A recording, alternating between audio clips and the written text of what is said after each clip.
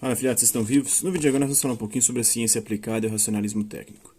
Segundo Henri Bergson, o ser humano é um ser que tem por natureza fazer as coisas, um artesão que necessita de instrumentos.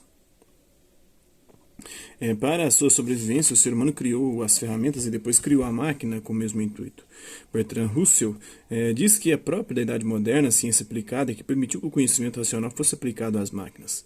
Com a invenção da máquina, nasceu um novo tipo de técnica que não é a do artesanato ou da invenção de utensílios, mas a técnica da máquina e da mecânica. Foram os iluministas franceses que colocaram a ciência técnica e mais especificamente a técnica mecânica como um tipo de saber científico.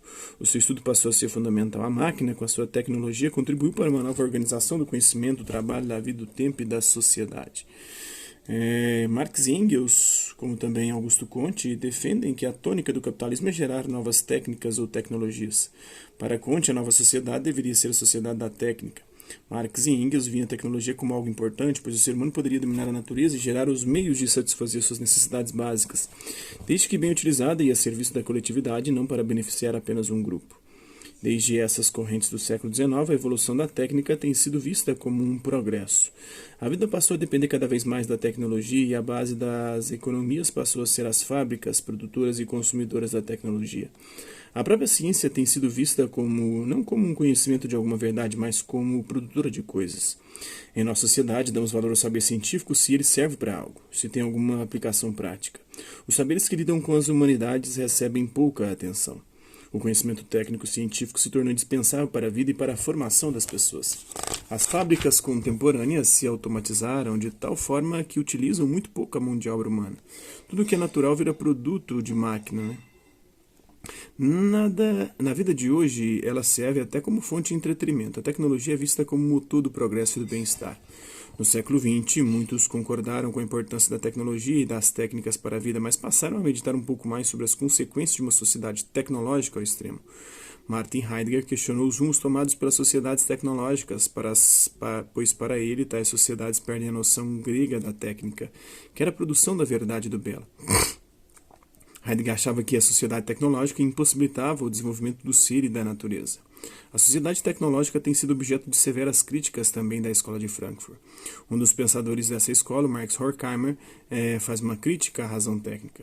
Para ele, o ser humano usa a razão em diversas frentes para se adaptar à realidade que o circunda. Portanto, existem diferentes tipos de razão. Uma das razões utilizadas pela humanidade é a instrumental, a que está na base da técnica. Uma razão desse tipo faz com que o ser humano só pense nos meios, no conjunto das atividades, sem pensar nos fins.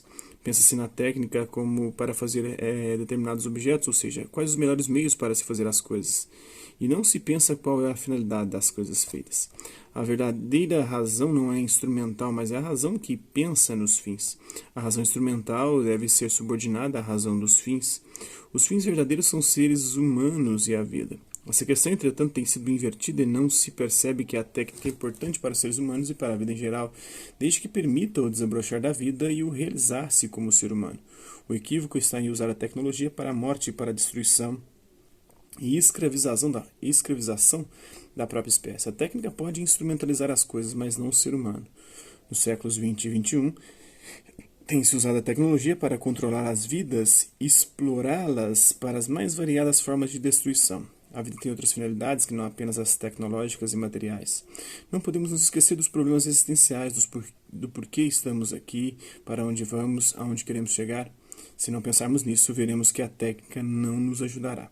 Tem uma foto aqui de imigrantes judeus chegando aos Estados Unidos na década de 1930. A Escola de Frankfurt deixou a Europa sob ameaças dos nazistas. Seus pensadores foram para os Estados Unidos e associaram-se à UCLA, a Universidade da Califórnia, em Los Angeles. Então é isso aí. Isso é um pouco da ciência aplicada ao racionalismo técnico. Hasta la vista, até a próxima.